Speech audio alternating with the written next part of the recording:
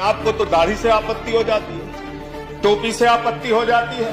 अच्छा हुआ आप 1857 में नहीं थे, वरना दाढ़ी रखा कर जिन उलेमाओं ने अंग्रेजों के खिलाफ लड़ते हुए अपने सर कटवाए, उनके बलिदान को आप शर्मिंदा कर। बहादुर शाह जफर के इतिहास को पढ़ लेना।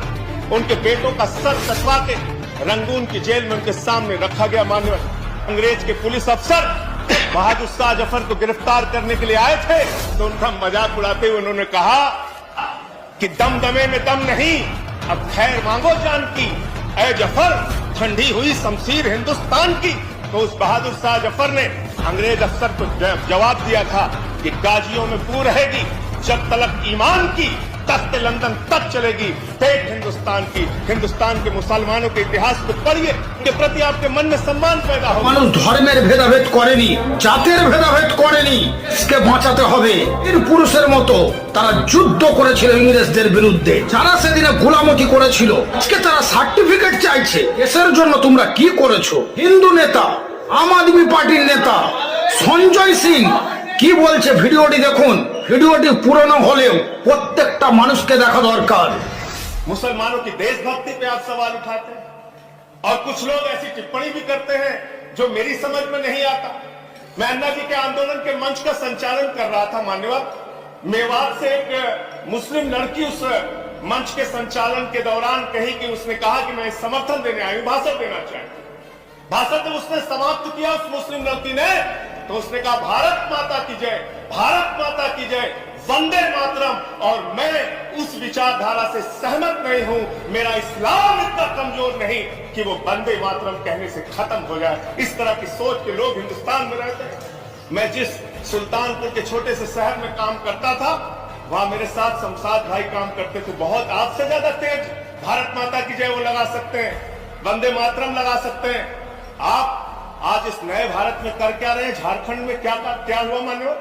चोरी के आरोप में एक आदमी को पीट पीट के मार दिया गया इसलिए कि वो मुसलमान था, एक वर्ग विशेष से था।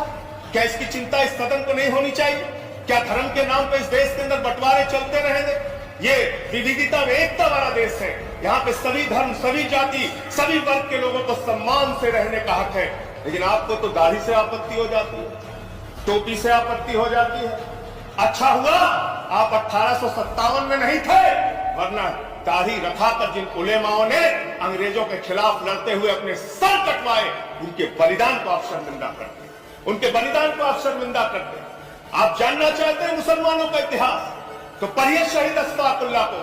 जब फैजाबाद की जेल में उनको फांसी के फंदे पर ले जाया जा रहा था, उनसे पूछा गया आपकी कोई अंतिम इच्छा?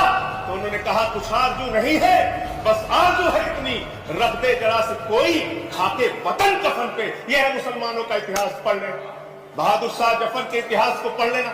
उनके बेटों का सर कटवा के रंगून की जेल में उनके सामने रखा गया। मान्यवर पुलिस के अंग्रेज के पुलिस अफसर बहादुर शाह जफर को गिरफ्तार करने के लिए आए थे, तो उनका मजाक उड़ाते हुए उन्होंने कहा कि उनका मजाक उड़ाते हुए कहा कि दमदमे में दम नहीं, अब खैर मांगो जान की, ऐ जफर ठंडी हुई शमशीर हिंदुस्तान की।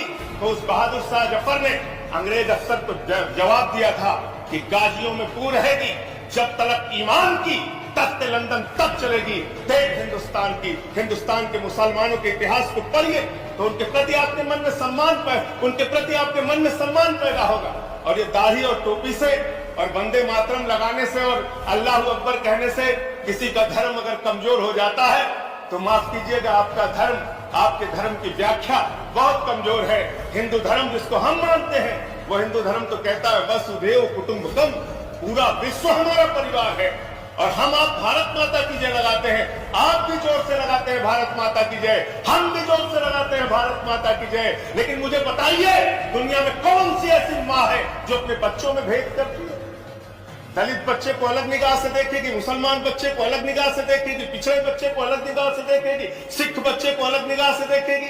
अरे माँ तो वो माँ होती है जो अपने कमजोर बच्चों का ज्यादा ख्याल रखती है। भारत माता की जय लगाना है तो दिल से लगाइए। पूरे हिंदुस्तान में रहने वाले 130 करोड़ हिंदुस्तानियों का साथ दीजिए, तब इस देश का विकास होगा। चमन में एक तलाते रंगे बू से बात बनती है, चमन में एक तलाते रंग बू से बात बनती है, हम ही हम हैं तो क्या हम हैं, तुम ही तुम हो तो क्या तुम हो। इस बदलिए, इस धारणा को बदलिए, इस विचारधारा को बदलिए।